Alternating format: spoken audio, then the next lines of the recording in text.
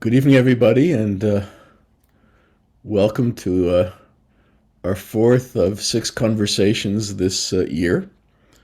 And looking forward to hopefully having a stimulating hour with you.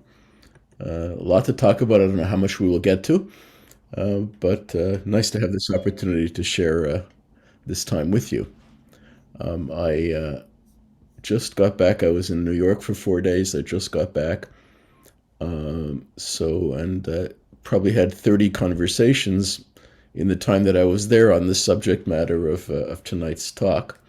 So I think to say that what we're going to do tonight is topical, I think is of an understatement.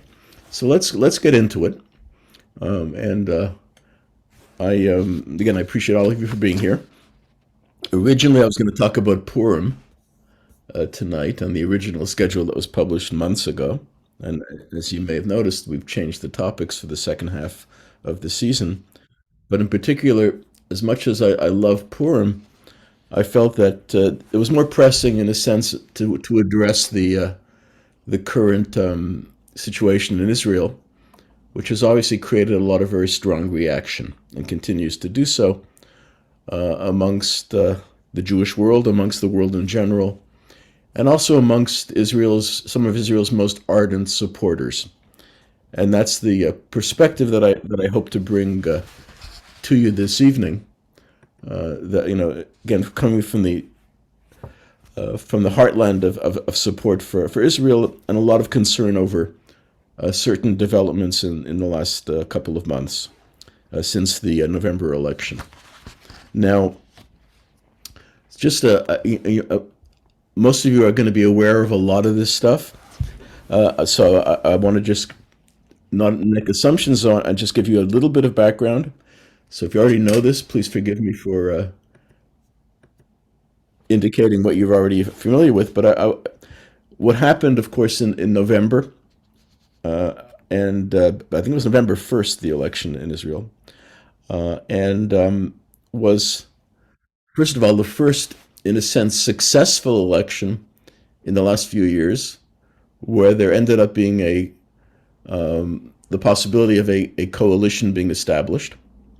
But for much of the country and much of the Jewish world, it was a little bit difficult because this became a very strong right wing coalition, more so than at any other period in history, and in many cases a hard right wing coalition. Not a in past years you've had right wing leadership, but they were more center right, slightly veering to the right, but not necessarily hardcore right, which you're dealing with now. So that does create certain issues, and we're going to go through some of those tonight. So let's just look at the makeup of the government in Israel today. There are six parties. One of the parties is only one person, but still there are six parties represented in the governing coalition.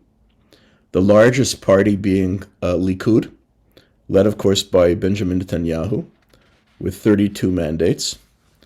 The next largest party is the religious Zionism party, known in Hebrew as the Haredi Leumi party, the National Religious Party, led by Bezalel Smotrich. And, of course, the name in Hebrew they know by as Chardal, which is the abbreviation of their name, but it also means mustard, which is kind of interesting. Like Haredi Leumi, the religious Zionist party. They have 14 mandates. The next largest party is Shas, led by Aryeh Deri, 11 mandates. United Torah Judaism, led by Yitzchak Goldknop, 7 mandates. And then there are two much smaller parties, Otzma Yehudit, led by Itamar Ben-Gvir, of whom you've heard a lot, and a one-person party, Noam, led by Avi Maoz. And we will talk more about each of those in greater detail. But that is the coalition. Now, the two smaller parties that I indicated, Otzma Yehudit, which is, I think, 3 mandates, and Noam, which is just Ma'oz by himself, the right wing made a rather good decision, a rather sensible decision politically, with the encouragement of Bibi Netanyahu, that they joined together. So you had the two very small parties joining together with the religious Zionism party, the Hardal party of Smotrich. So no votes were lost. What happened in the left was that Labor refused to run together with Meretz, which is probably the most left-wing party, and Labor being center-left. So there was pressure on Labor and Meretz to run together. Labor refused to allow that to happen, and so the 3 mandates of Meretz were lost because they needed a minimum of 4 to make it into the Knesset. They only got 3. So a few 100,000 votes basically were lost, were wasted. That didn't happen on the right because they all were encouraged to come together. So there were no lost votes on the right, but there were significant lost votes on the left. Had that not happened, it would have been a much closer election. Perhaps similar to what's happened in the last few elections where there was 60-60, which wasn't an optimal situation, but many would argue that this current situation is not optimal either. But so there's been a lot of, one has to, whereas people who are center to center left or on the left want to be very critical of the right wing, but they play politics smartly, and the more liberal side did not. So, and they're bearing the consequences of that. So I want to quickly look at some of the issues that arise now based on the nature of the government that concern us. I have to be honest here and say that I'm not totally objective here because I have strong feelings and I'm not going to hide those feelings. But nonetheless, I think that we have to try to understand what the challenges are that Israel confronts and that supporters of Israel confront in terms of the current makeup of the political structure in Israel. First, there are the one issue that I don't want to really get into. We may kind of touch on it, but I really don't want to get into it, and I'll explain why. And that is the issue of security. Because I really feel, whereas I feel no hesitation about taking positions on religious issues, on cultural issues, on some of the basic fundamentals of Israeli society. But when it comes to security, I always feel hesitation commenting from the comfort of being 7,000 miles away and not facing the missiles, not facing the sirens, not facing the acts of terror that Israelis have to confront.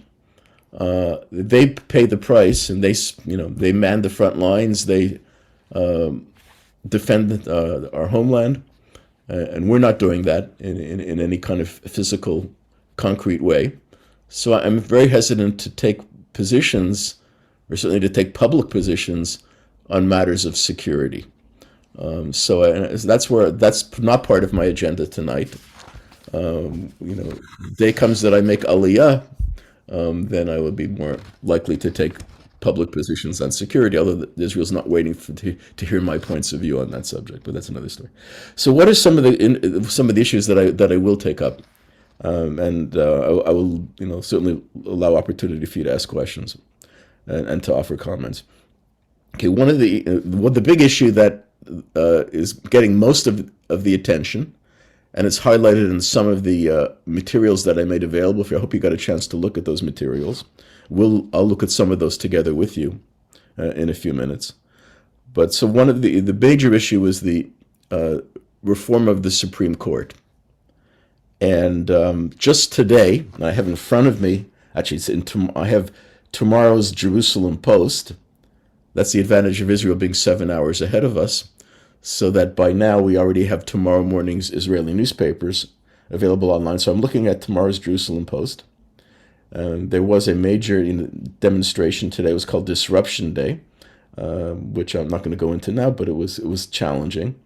But today, President Herzog, who basically has been outstanding as president in my view, in the view of many others as well, he's really taken a lot of very, very significant leadership positions and making really good use of the Israeli presidency, way beyond simply being a figurehead, but really, presenting a moral authority, calling for consensus talks with representation of the right wing and the left wing, in order to deal with this primary issue of reform of the court.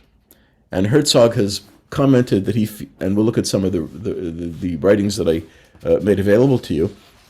Herzog has suggested, going back a few weeks already, that there needs to be discussion, not to make radical change without there being discussion, because there should be a consensus. There probably are certain reforms that will make sense. No legal system is perfect or beyond improvement, but wholesale uprooting of the current structure will present a lot of serious challenges.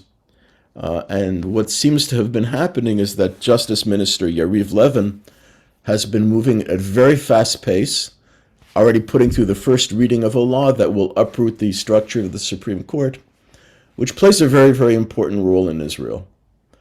Because there's only one, there's only one government body. There's the Knesset. You don't have a House of Commons and a Senate, or a Senate and a House of Representatives like you do in the U.S. Or like in London, in England, you have the House of Lords and the House of Commons. In Israel, you just have one, and there's one government, and the Supreme Court has been a backstop, as it were, to deal with issues, primarily issues of human rights, which affect us in matters of religious pluralism, by the way, and also Palestinian rights and other rights of communities that would sometimes not get not be treated the way they should be treated in terms of the fairness, in terms of law, in terms of fundamental morality. So the Supreme Court has been a backstop in certain cases. Some will argue that it's been excessive and they have too much power. That's why Herzog is calling for negotiation. But Supreme Court is probably the major issue that we hear about, but there are a few other issues as well. We'll get back to that.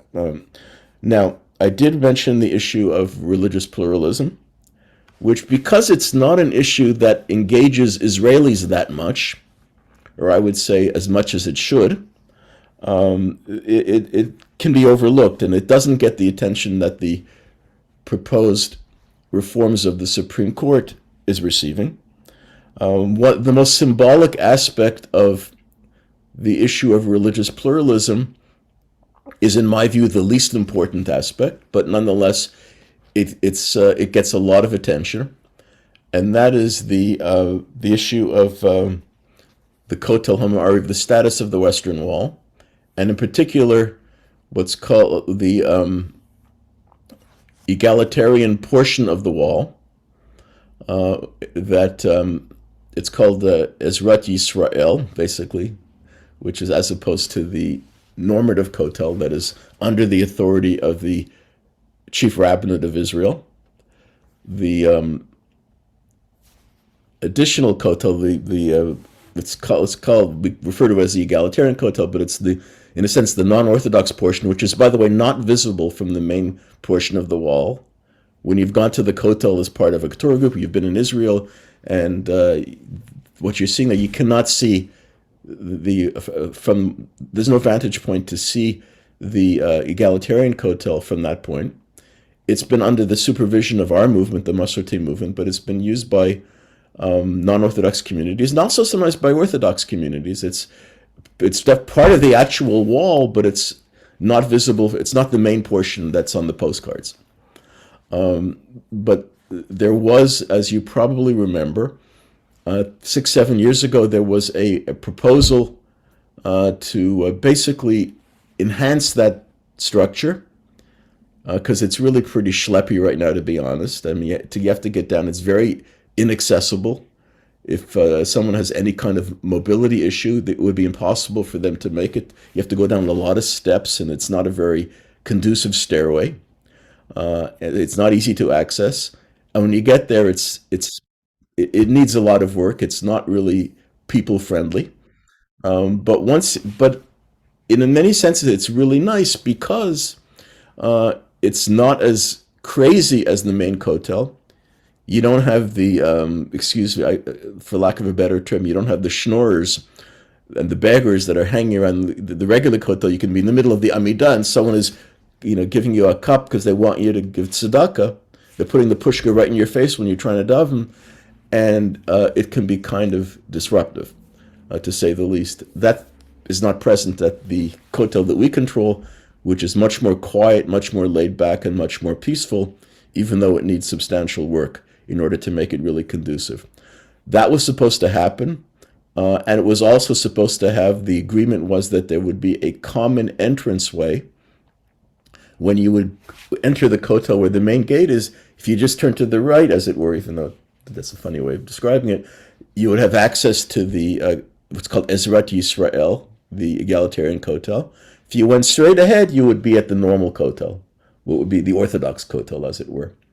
So you could go to but it would be, entrance would be equal. In other words, it would be, you wouldn't be going into, when you go to the egalitarian kotel now, it's almost like you're entering through the if you enter a hotel through the kitchen or through the service entrance, but not the main entrance. So so the entrance was supposed to be equally dignified. That didn't happen. None of this happened because it was scuttled by the Haredim, by the ultra-Orthodox, even after the chief rabbinate had agreed to this compromise proposal. And the proposal was orchestrated by Natan Sharansky, who then was the head of the Jewish Agency. After a lot of negotiation in which our movement was involved, the Reform were involved, and many other groups were involved, it had the consensus of the modern Orthodox world, and even the chief rabbinate, until there was extreme pressure from the very right-wing Hasidic groups and other Haredi communities that scuttled it, and it was shelved and remained shelved ever since by all the governments that have been in power the last 6-7 years. But what's happened now is that the current government has basically said that not only will this never happen, but they want to eliminate all access to non-Orthodox worship in total. In other words, what we're doing now with the egalitarian kotel would no longer be permitted. And what happened recently, you may have seen the story, there was a major kerfuffle because the Shas party under Aryeh Deri basically wanted to pass a law that if any woman would come to the kotel, either any part of it, even the egalitarian portion, with a tallis or with tefillin or carrying a Torah scroll, they could go to jail for 6 months.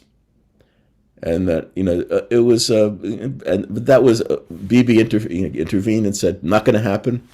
And so they backed off. But nonetheless, there is the very, very serious possibility that what we've achieved and what's been allowed to happen these last several years will be disallowed, if some of the parties in the current coalition have their way. Not clear where that's going to end up, but it is a point of great concern for much of the Jewish world. If you go on a Thursday morning to the Ezrat Yisrael, to the non-Orthodox portion of the kotel, which is, again, it's a silly name because there are times there are Orthodox minyanim there.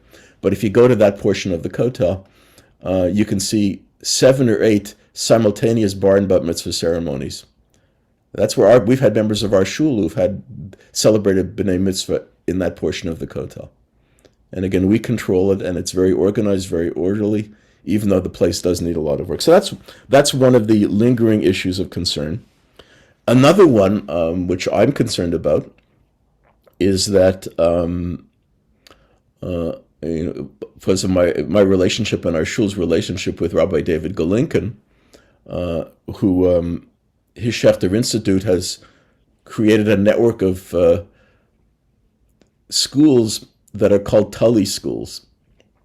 And you've probably heard Rabbi Golinkin speak about Tali when he's been in our community. It's been a few years since he's been there because of the pandemic, but will remember because it's a passion of his, and the Schechter Institute that he heads has created and produces the programs of Tali, which provide enhanced Jewish study in the secular school system in Israel.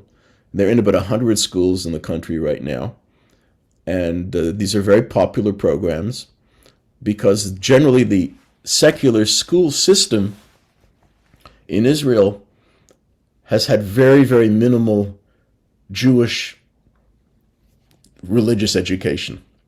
So you'd have people who were Israelis who were raised in the secular school system who had no idea how to have an aliyah to the Torah, didn't know how to they knew Hebrew, but they didn't know how to make a bracha. And Rabbi Glinken would tell a very famous story, but he had people coming out of the school, who coming out of the school system who didn't know what a Havdalah was, who didn't know a lot of the basic fundamentals of Jewish observance. They had no place it wasn't being taught in these schools.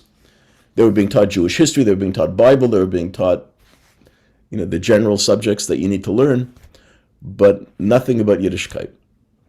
And so this was offering an enhanced Yiddishkeit component that was very well received. And in order to become a Tali school, parents had to lobby in order to get if parents a majority of the parents of the school would request it, then the school would invite Tali to come in. And they're in a lot of schools right now with a great deal of success, producing amazing programs.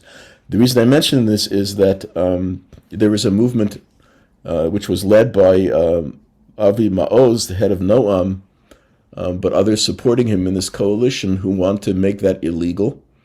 And the only people that can provide any Jewish education are the ultra-Orthodox. The Haredim have to provide that. Clearly, the families in the secular system do not want that. I mean, that's not what they want. They wanted people to come in who were going to present a more moderate approach, which we were doing. This is something that we were doing very successfully. Not clear that will be able to continue much longer. At the moment, it's still going, but it's another one of the matters of concern that doesn't get the attention that the Supreme Court gets. Other things you've heard about that, one that I have some mixed feelings about in terms of what should happen, but that's the proposed elimination of the grandparent rule in terms of immigration. You may have heard of this, that basically, as of now, you are able to, the law of return allows an individual who has a minimum of one Jewish grandparent to emigrate to Israel to make Aliyah. And that means people have been able to make Aliyah who are not halachically Jewish. And most of the Russians who came in the great immigration of Russian Jewry, the end of the 20th century, the beginning of the 21st century, that huge immigration, a very significant percentage were not halachically Jewish, but they qualified under the grandparent rule. And now there's a major thrust in order to make that impossible, to basically require a halachic definition of Jewishness in order to qualify for Aliyah. So I said I'm ambivalent because in a way I sympathize with the fact that, Jewish means more than having a Jewish grandparent. I mean, that doesn't qualify someone as being Jewish. But I guess on the other hand, would we not have wanted to provide a opportunity for Russian Jewry to emigrate to Israel? Because we would have excluded the majority of Russian Jewry, where we would have said that you had to be halachically Jew. And the other challenge will be that in order at this point in time to convert to Judaism in Israel is extraordinarily difficult, incredibly difficult. I would say it's borderline impossible because it is controlled by the chief rabbinate that take a very extreme, strict position in terms of what you have to learn. In other words, to convert, you have to, in a sense, become ultra-Orthodox or extremely, way beyond where people are generally going to be willing to go. And that's a challenge. And I would just, as a parenthetical remark, say that I would, were it possible in Toronto for a person who seeks to convert to Judaism to be able to do so in a realistic way under Orthodox auspices, I would literally send everybody who would come to me for conversion to the Orthodox community. Because and here I differ from a lot of my conservative colleagues, a lot of my non-Orthodox colleagues. But my main priority is what's the best thing for that individual who wants to convert, and what's gonna, and to me the ideal would be for them to achieve a conversion that would be recognized almost universally in the Jewish world. The people that we convert, probably in the Jewish world, are recognized by 65% of the Jewish world, maybe 70%, but not more. The 30 to 35% that are Orthodox are not going to recognize any non-Orthodox conversion. So if I could give a potential convert the opportunity to have a 95% acceptance rate, there's never 100%. There's always going to be, even in the ultra-Orthodox world, there are going to always be some who will not recognize conversions done by other groups within that world. But I'd rather them have 95% acceptance versus 60% or 65% acceptance. I'm much happier with that. But it's not realistic because it's just so difficult to get a conversion, even here, to get an Orthodox conversion in Toronto and in most diaspora communities today, as it is in Israel, that for people who want, it's not a realistic option, and they're not going to spend 5 years of study and not have to go, to become, severely Orthodox, as someone maybe describe it, but that's not going to be realistic. And so again, I don't want to. We're not talking about conversion tonight per se, but here it becomes an issue, especially in Israel. Jewishness is not going to come in Israel through conversion, because conversion has been made so difficult because it's under the Haredi auspices, the ultra-Orthodox auspices. It's so difficult and next to impossible that most of the people who come who are not halachically Jewish are going to remain not halachically Jewish. There's a very small percentage of the Russians who've gone through conversion. We will do those conversions, but the state won't accept them.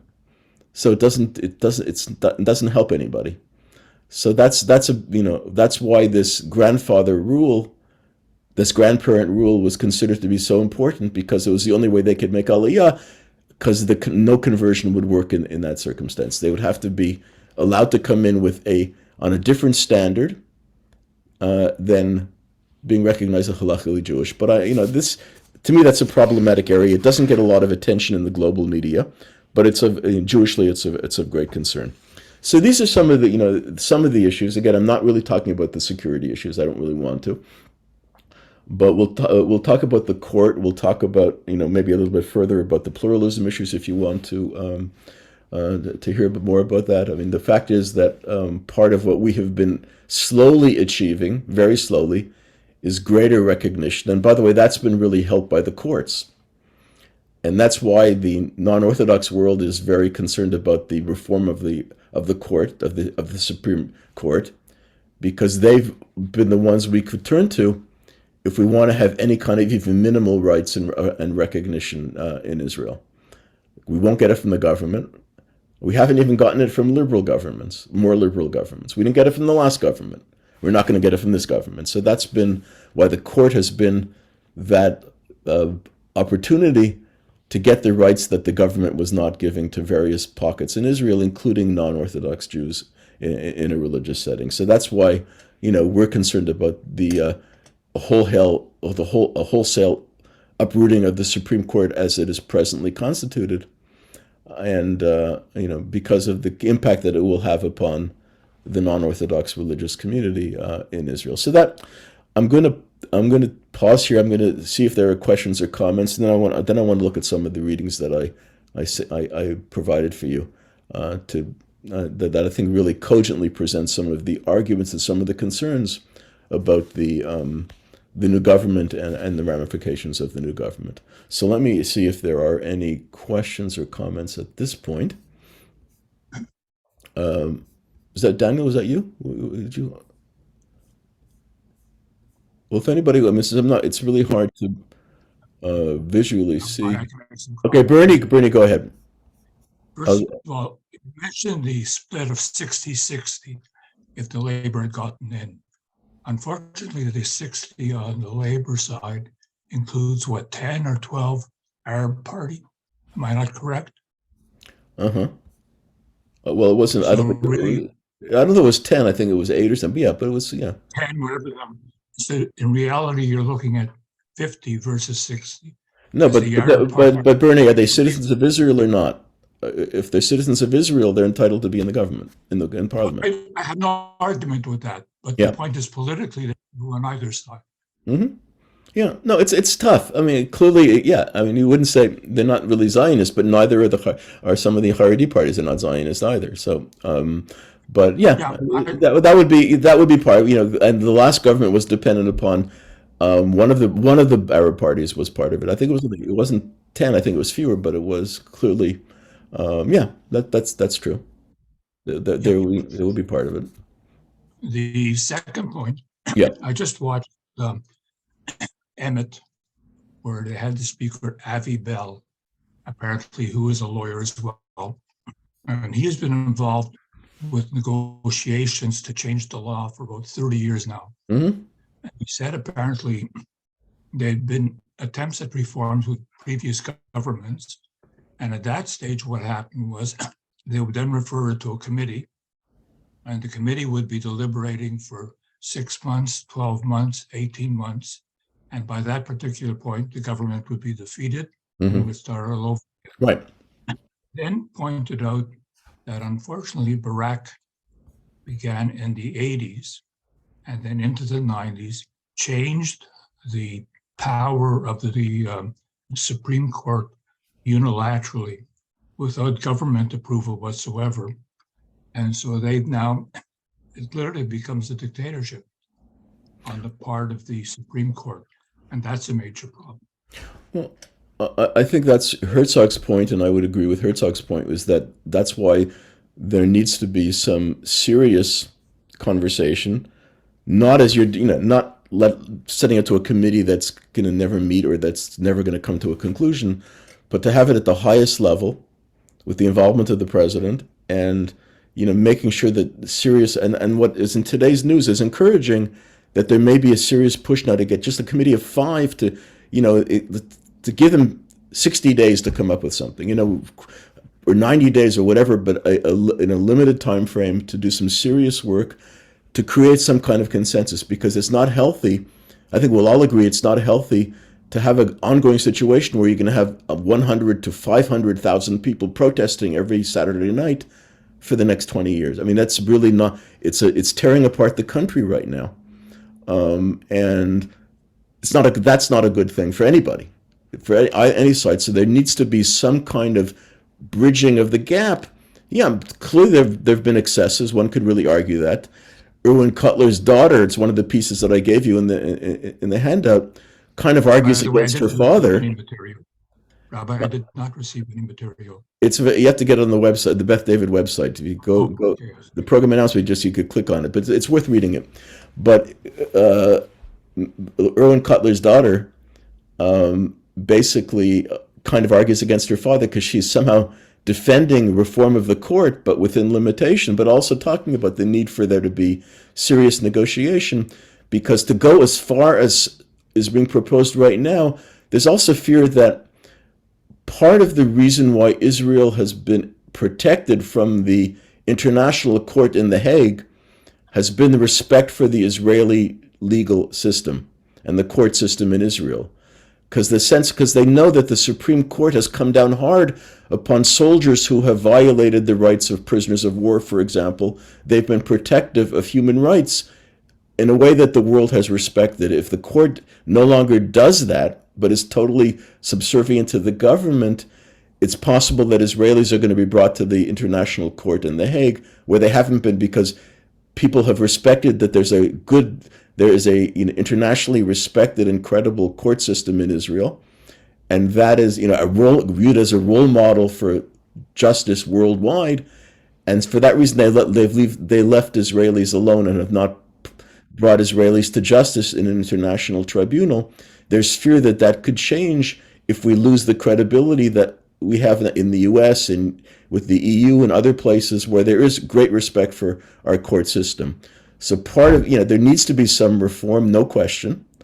And clearly there have been abuses on the court side, but to have it totally under the thumb of the governing body is also problematic, as I think people will argue, and some of the readings I provided make that case very strong.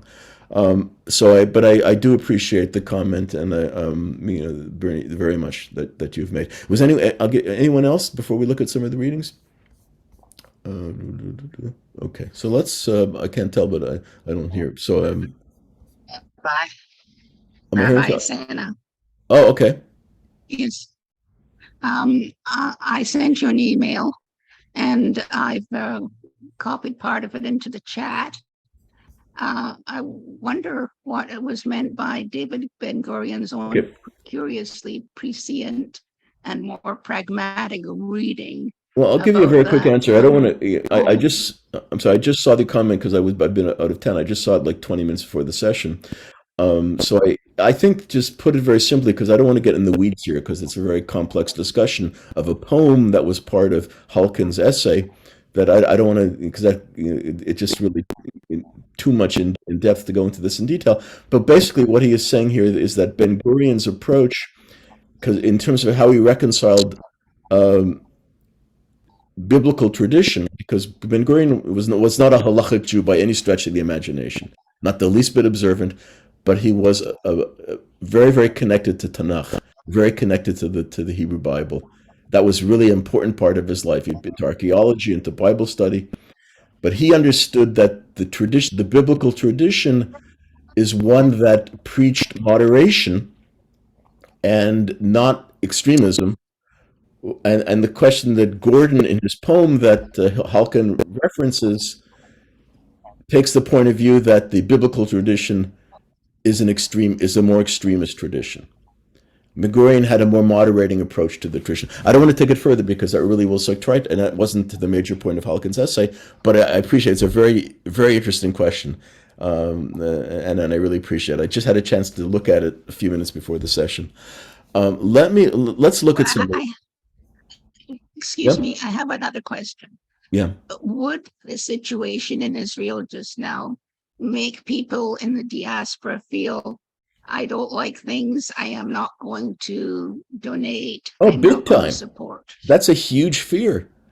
I was at a meeting. A couple of weeks ago of the Rabbinic Cabinet of Israel Bonds, which I used to chair. I chaired it for 20 years, but now I just no longer chairing it. But I was at this meeting, and they have no idea how they're going to do bond campaigns right now, because there's a lot of disquiet going on. People are really concerned.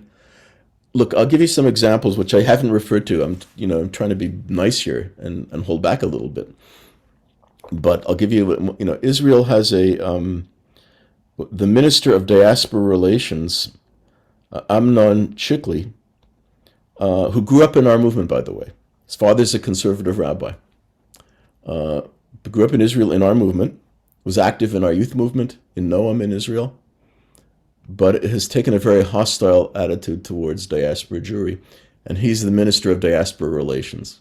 You can't make this up.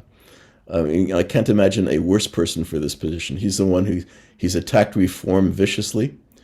I'm not saying whatever you feel about Reform Judaism, they represent the majority of American Jews, which is the largest diaspora Jewish community and the most powerful diaspora Jewish community.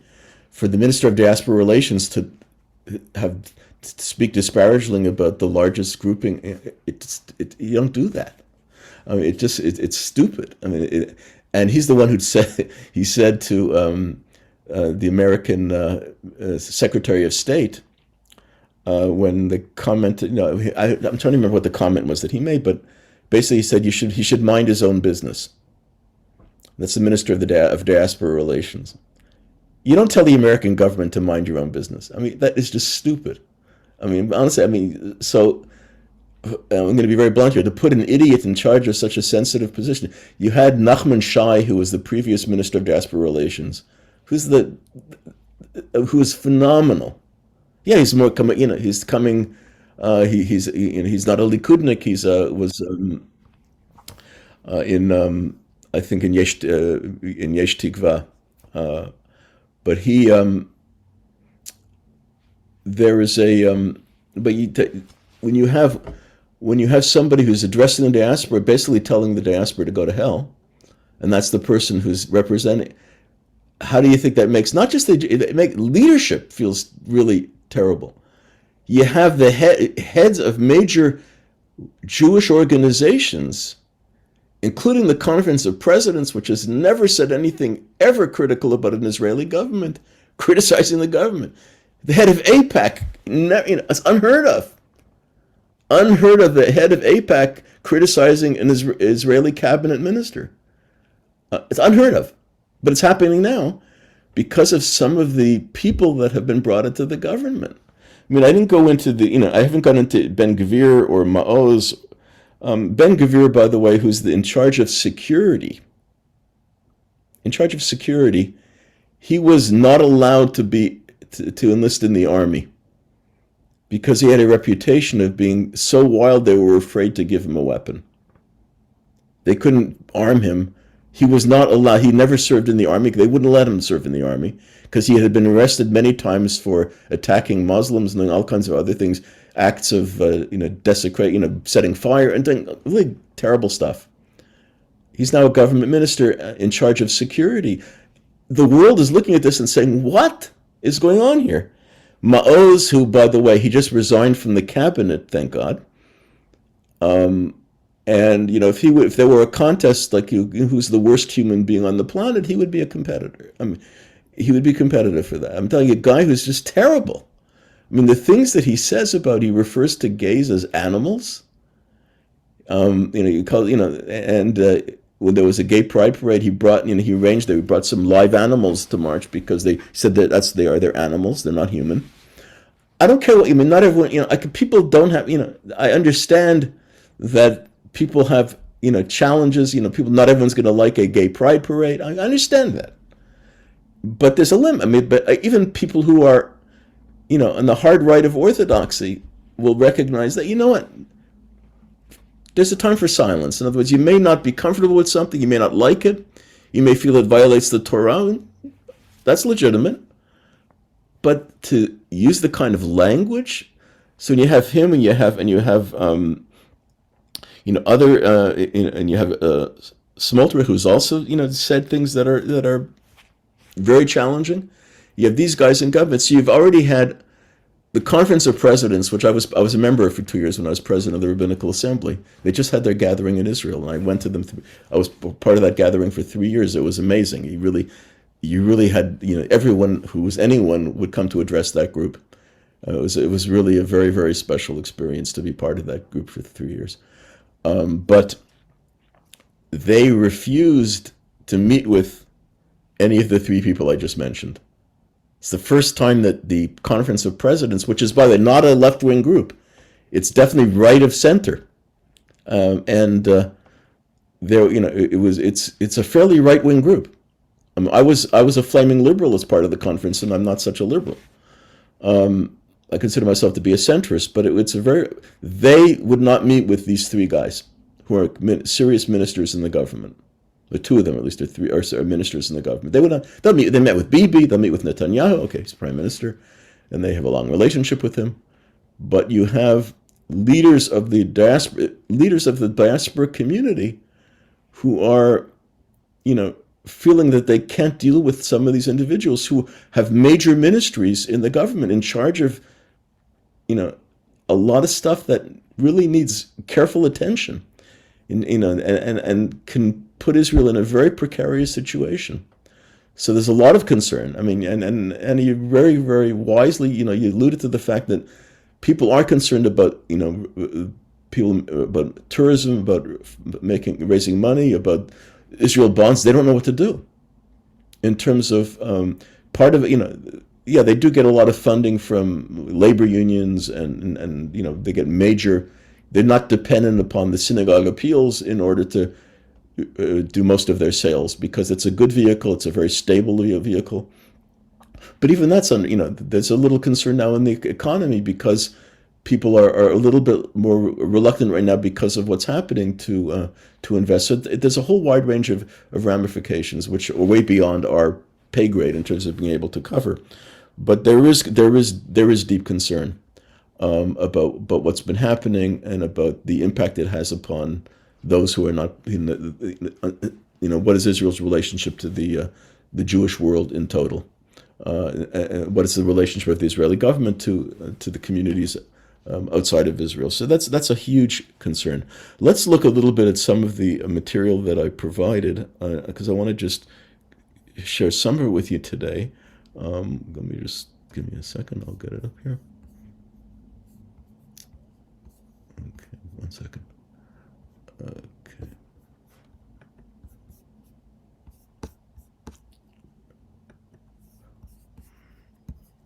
Give me a second.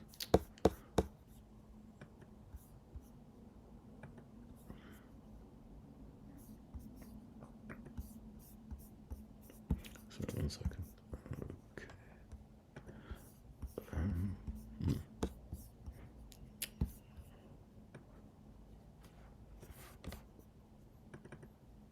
Okay, now we're playing. Now I got it.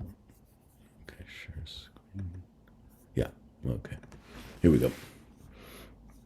So hopefully you can see this. I just wanted by the way, every selection that I provided comes from people that are very far from the liberal camp in Israel. The most liberal would be a centrist, but center to center right. There's nobody, I haven't given you anything from anybody who's liberal in terms of Israeli politics. Hillel Halkin, whose father was a professor at the Jewish Theological Seminary, the late Abraham Halkin, and who was an amazing scholar.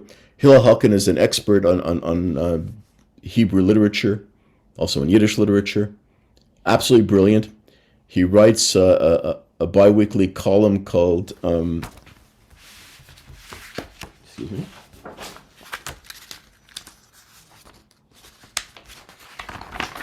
It appears in Mosaic. It's called Philologus. He does it. It's under a pseudonym. He doesn't use his name, but it's Hillel Halkin, and it's It's really a great column if you're interested in language.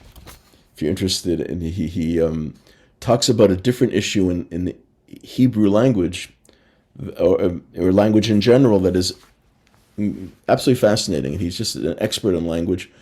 Again, nowhere in the he does not occupy a position in the left, but his piece is so strong that it created shockwaves. He wrote this in what is, I think, one of the really great journals in Jewish life today, called the Jewish Review of Books, which I just received. It comes out quarterly. I just received my winter copy today. It takes a while to get to Canada, but it's an amazing journal, like really a series on Jewish books and Jewish issues of Jewish life. So Halkin has an issue in the new issue, the winter 2023 issue, in which he talks about the current government. And again, this is somebody who's not a liberal, he's not a left winger. And so I just highlighted a brief portion that I want to read with you. I'm not going to read the whole thing. You can access it through the website in the shul if you want to read the whole article. As I write these words, in the second week of December, something very bad is happening. And then he talks about the various parties that are part of the government in Israel, and it doesn't speak too highly about them. I'm just going to look at this briefly. Former Prime Minister, currently on trial for graft and abuse of the public trust, has basically, I'm just cutting to the chase here. He's brought in all these people into the government that are creating great problematics. So he talks about the parties that are part of this government now. So one of these parties, ultra-Orthodox and Ashkenazi in leadership, this is the United Torah Judaism, it's called, it has devoted efforts to promoting the power of its rabbis, procuring all it could from government budgets for its followers and their institutions. The second, which calls itself Sephardi, the Shas party, it's more religiously diverse than the Ashkenazi party, which is true. And then there's the religious Zionists that I referred to, that are people that are very centered on on Yehuda and Shimon, the territories, and what the outside world calls the settlements. Most of them live in the Shtachim, in those areas. They live in Yehuda and Shomron. And the fourth is Otzma Yehudit with Ben Gvir, which is basically did well in the election because of people's fear of issues of security, but has a very, very challenging attitude towards the Palestinian Arab populations, to the point of really alienating the entire world, and much of the Jewish world as well. So, and Halkin's point is that bringing all of these parties is basically putting their agendas in the front lines and creating huge challenges for Israel.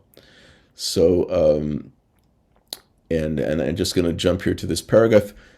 Each day brings developments that were inconceivable a short while ago. It's not the end of Israeli democracy, but it is the end of an Israeli consensus about what is and what is not permissible in a democracy. And once the rules are no longer agreed on, political chaos is not far away. Israel has never been in such a place before. So he basically feels that Israel's in a very dangerous place, and many have echoed this as well. And again, it's coming from Halkin, who's not a liberal. It's worth reading the entire piece, but it's distressing. So Gil Troy, who some of you will recognize, he spoke in our shul a couple of times years back. He's actually a professor at McGill, but he lives most of the time in Israel. His specialty is U.S. presidency and American government. That's where his dissertation was, but he's also a very, very outspoken advocate for Israel, and always worth hearing. If ever you have a chance to hear Gil Troy speak, he's worth hearing. He often writes in the Canadian Jewish News as well. So he's reacting to Halkin's essay, and that's what I highlighted here. And then he talks about how in the past, like at other times of Israeli challenge, Halkin was the one who was telling people to be calm, things will work out, and even though things have changed, don't take it easy, like take a deep breath. But he talks about how Halkin's view was that our love for Israel could not be conditional. Israel could not be on probation with legitimacy only accepted by other Jews or the world as long as it plays nice and fulfills some American Jewish fantasy. Because he's kind of reacting to Halkin's very strong reaction to the Israeli government, the current government, by saying, don't lose the love here. I mean, don't get so carried away in your anger and disappointment that you're going to forget the love that we have. And then he quotes Halkin from what Halkin wrote in 2013, which is interesting. This is Troy quoting Halkin, using his own words against him, as it were. And this is Halkin's words that he wrote 10 years ago. There's been nothing like it in human history. A small and ancient people loses its land and forgets how to speak its language, wanders defenselessly for hundreds, thousands of years throughout the world with its God and sacred books, meets persecution, violence, dispossession, banishment, mass murder, refuses to give up, refuses to surrender its faith, continues to believe that it will one day be restored to the land it lost, manages in the end, by dint of its own efforts, against all odds, to gather itself from the four corners of the earth and return there. Again, the great miracle of the establishment of the state of Israel. So what Troy is doing here, interestingly, is that he is trying to tell Halkin and others, okay, be upset, be concerned. There are issues about which to be concerned, but don't go overboard in your being upset. So his conclusion here, this is Troy's conclusion. Yes, I am appalled. He doesn't like the government. I fear that this government has unleashed demons of bigotry, demagoguery, gay bashing, sexism, and anti-Arab hatred that will be hard to tame. I don't want the Israeli taxpayer drained further to subsidize ultra-Orthodox anti-Zionists on the dole, and constructive leaders adjust court-Knesset relations with a scalpel, not missiles, but no, I won't give up or give in to despair. So he's saying, yeah, there is something to be said. There's something about which to be concerned. We should not go crazy in terms of reforming the Supreme Court, but do it gently with a scalpel, not missiles. But he says, no, but I won't give in to despair. Our hope is not yet lost. Quoting from Hatikva Odlo Avda Tikvatenu, I will continue fighting to reinforce Israeli democracy and expand every Israeli's civil liberties. I'll also continue to be inspired by the many Zionist dream catchers I revere, from Theodor Herzl to my friend, my role model, my hope generator when things were far bleaker, Hillel Halkin. So there's a fascinating reaction to Halkin from someone who's a big fan of his, saying, Hillel, I think you've gone a bit far here. Because Hillel is so bitter, he's so discouraged, he's despairing. Israel may not have a future. He's saying, don't take it to that point. So that is, okay, I'm not going to have time to look at it now with you, but I'm just going to refer you, and you can download this little reading booklet on the Shul website where my lecture was announced. It says, click here for suggested readings that you can download and read at your leisure. I know that Anna read it, so I thank you, Anna, for reading it closely and emailing me questions about it. Worth reading Yossi Klein Halevi, also a very, centrist, not liberal, not a fervent right winger, but writing from the center, very, very strong and defender of Israel, writing pretty strongly about the current situation as well. And then you're going to have three writers, including, one of them is Yossi Klein Halevi, one is Danny Gordis, who a friend and colleague of mine, Maddie Friedman, journalist, who wrote a piece that was, and these are really staunch defenders of Israel. Daniel Gordis basically he's a conservative rabbi, but he kind of left the conservative movement. His world is more in liberal orthodoxy today. Very traditionalist guy, extremely phenomenal advocate for Israel. Many of you had the privilege of hearing Daniel Gordis speak. I wanted to bring him to Beth David, but he's too expensive. But he's a great speaker. He really is a terrific guy. He's written 7 or 8 books on Israel that are all worth reading. Very staunch in his strong support for Israel. But this piece that I will suggest on your own, if you can read, very, very, very strongly against the current government. Very upset about the current government, again, coming from a place of love, but of great disappointment. Then the Michal Kotler-Wunsch, Erwin Kotler's daughter, kind of defending the reforming of the Supreme Court. I'll leave that to you to read. And the last thing that I will leave for you to read, my favorite columnist in the world is Bret Stephens. I'm gonna stop sharing now because I'll let you see each other again. Bret Stephens writes in the New York Times. He's a columnist in the Times. He writes one column at least once a week on his own, and he does a dialogue every Monday with a liberal columnist. He's the most conservative. He's one of the few conservative columnists in the op-ed page of the New York Times. So he's the token conservative. He's a never Trumpist. Like he's not. He basically left the Republican Party over Trump, but he always was a Republican, and he wants if there was another person running against Biden, who wasn't Trump or wasn't DeSantis, he probably would support that candidate, even though he kind of likes Biden. But he's a definite conservative. He cannot, and he compares Netanyahu to Zelensky in the piece that I gave you. It's a great piece, and basically Zelensky comes out on top when he compares him to Netanyahu, who has really disappointed him. But that's a piece that I suggest you read. I want to. I'll just see if there's any question or comment, and I want to conclude with something that I wrote that I didn't provide to you ahead of time. But I want to share with you as a conclusion for tonight to try to put everything in perspective, because of the difficult nature of this topic, and when one is critical of stuff happening in Israel, but is deeply in love with Israel, and how do you balance the two? And I think Troy tried to do that kind of nicely. I think he was effective. Halkin is too angry and the love doesn't come through in this piece, but it's come through in his earlier writings.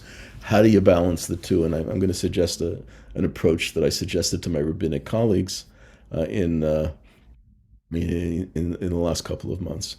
But let me first pause for a second to see if there's a question. You guys don't ask a lot of questions, and it's either a good sign or it's not a good sign. But either I'm telling everything you ever wanted to know, and you can't think of anything you possibly could want to ask, or I've put you into a coma. That's the bad side of when there's no question. So it's okay. I'm assuming that for a good reason you have no questions because we've said everything that needs to be said. But feel free to follow Anna's example, who's great, because Anna will send me questions even when I haven't answered them because I didn't see it till just a while ago, because Anna reads carefully. And I refer you to the shul website where you look where the lecture is announced and click on the link if you want to get the reading. The handouts, the readings, I think you'll find them worth reading and very, very provocative. In some cases inspiring, and in some cases upsetting, but it gives us a good sense of the current reality. So I wrote something for the rabbis of the Rabbinical Assembly in December, after the election, the Israeli election, when there was a lot of consternation. And how do we deal with, as leaders, as religious leaders in the community, how do we deal with the concerns that we were feeling in terms of some of the cabinet ministers in the new government who really were people that we did not feel should be in Israeli government, and some of the potential decisions that would be made that really could weaken our position in Israel and weaken all of the non-hard right-wing positions and the non-Haredi or ultra-Orthodox positions. How would we find our way? How do we respond? And how do we relate to Israel when there was a tendency by some to want to totally distance themselves from Israel? And how do we try to prevent that from happening? So I'm going to share with you something that I wrote, again, directed to rabbis, and primarily most of this audience are rabbis in the US, so you'll understand my initial opening here as to okay.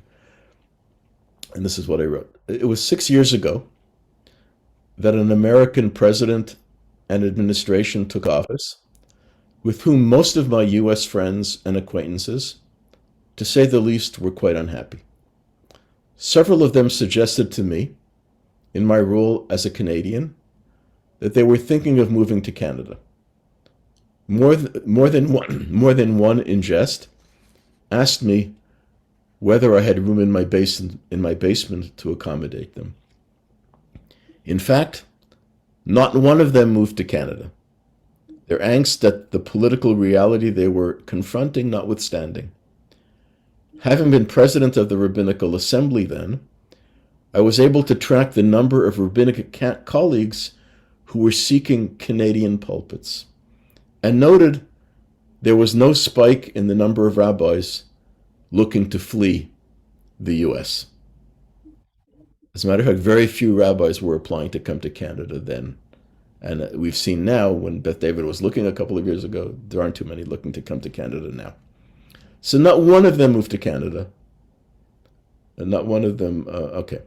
None of this was surprising to me, in that it seemed that disenchantment in political leadership, no matter how deep, no matter how bitter, did not translate into rejection of one's country. In fact, what I sensed in my colleagues and friends was a paradoxical reaction. Their disenchantment with the political leadership of the day was accompanied by greater love of country that would motivate them to enhanced engagement in causes, political and otherwise, that would bring their America closer to where they thought it needed to be. Many of us deeply committed to Israel, similarly, have reacted strongly to the newly elected government in Israel. Reactions to the government, to several of the appointed ministers, and to their proposed agendas have led some to the painful realization of a potential alienation between Israel and many of her previously stalwart supporters. Here too, perhaps, it is not estrangement, but rather enhanced love of Israel that will meet the needs of a challenging hour. Maybe the response to problematic electoral results is to love Israel even more, transforming that love into a refusal to abandon Israel in her time of need, even as we remain staunchly committed to tolerance, morality, to Tohar HaNeshech, to heightened humanity, in peace and in war. Our loving Israel even more as Israel approaches her 75th anniversary of statehood calls upon us to strengthen our support of Masorti Judaism, of our communities that embody the values that we represent. Our loving Israel even more calls upon us to signal to our Israeli sisters and brothers that no force, political or otherwise, will separate us from them. Love does not always come easily. There are disappointments and conflicts that lurk, crises that threaten our stability, animosities and incompatibilities that lie close to the surface, if not totally exposed. Even worse, perhaps, love sometimes feels one-sided, lacking the mutuality that one would expect in a healthy, wholesome relationship. But worst of all would be a world without love, where its polar opposite, where animosity and hostility would hold the upper hand. Perhaps loving Israel even more becomes our most cogent and compelling response to the uncertainties and challenges of the hour. That our love for Israel remains unshakable may be the signal that our brothers and sisters in Israel, along with Israel's leaders, need to see at all times, and most especially now. Dudkan. So that was my message to my colleagues, and in a sense, I think it reflects the message that I would leave with you, in that we have reason to have concern. It's right for us to express those concerns in a cogent and in a respectful fashion, but they should be expressed. I don't think we have to keep silent about some of our concerns, especially as we feel they impact on our beloved Israel and Israel's relationship with the world, and the world's relationship with Israel, and the Jewish world's relationship with Israel, and Israeli society as a whole. But ultimately, the love has to prevail. You love, and even though we have to consider ourselves a family, even though we are sometimes dysfunctional. But we're still a family, and that love still has to be there. And I think that's where Gil Troy really wins a prize in terms of the writings that I gave to you, because, and I have such respect for Hillel Halkin. He's such a brilliant writer, and a brilliant thinker, and an important intellectual leader in Israel. But we can't let despair overcome our willingness to work and hope and struggle and encourage a better tomorrow. Governments come and go, but Israel, with God's help, is going to be here.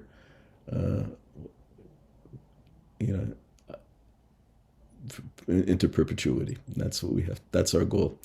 Allow enough. If there are a couple of final comments, otherwise I will say good night, and I'll see you again in 2 weeks, if not before. But 2 weeks in this format. I see Brenda.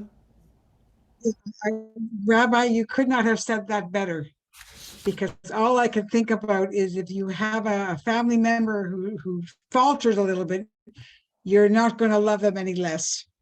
And I think so long as we remember that, I think that's what's going to do it.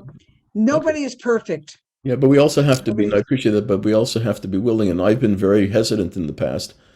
It's maybe I'm sort of in a way relieved that I don't have a regular pulpit anymore. I'm not giving sermons on a regular basis, because it would be hard for me not to be. And I really, up to now, I've never criticized Israel from the Bima, and other rabbis did. I never did. I don't know if I think I would now, and that's why I'm glad that I don't have the opportunity. But again, I would. Well said, Rabbi. So well said. Thank you. Thank you. Anyone else? Any other parting comments or questions or concerns or requests for a prayer? Rabbi, can you make a mishra there? Uh, if not, okay, so I'm going to let you off for good. I'm going to, even though we didn't talk about Purim tonight, we were going to talk about Purim, but with what's going on right now, I was saying that wasn't my primary concern in life right now. I felt we had to sort of address the needs of the moment, or the needs of the hour. So everybody stay well and stay healthy. And for those whose faces I can see, it's good to see you. For those whose names I can see, it's nice to see your names, even though I don't see your faces. But everybody stay well and stay good, and let's look for things to celebrate, and things to celebrate in Israel too. And as we Thank you, Rabbi. Thank you Thank so you. much. Okay, Thank you, Rebecca. Rabbi. You be Thank well you. too. Okay, I will leave. I will leave the Zoom on for a couple of moments. If any of you want to dialogue and converse with each other, I will allow you to have that opportunity. But wishing all of you a good night, and Thank you, Simchat Rabbi. Purim, and a healthy Purim, Thank you. Hag Purim Sameach. and Shabbat Shalom before that, which is coming up relatively soon. As of Wednesday And I, night, you can already say Shabbat Shalom for the coming Shabbat as of Wednesday, which is and I think we change our time on Saturday too. very good. Well, it's good because the days will be longer, I guess. Really? Yeah. Oh, How time flies when you're having fun. spring forward. Oh my God. Yeah. Okay. I think this is the weekend. Yeah. Okay. Okay. Be well, Rabbi. Take care, everybody. Good. Thank you. Okay.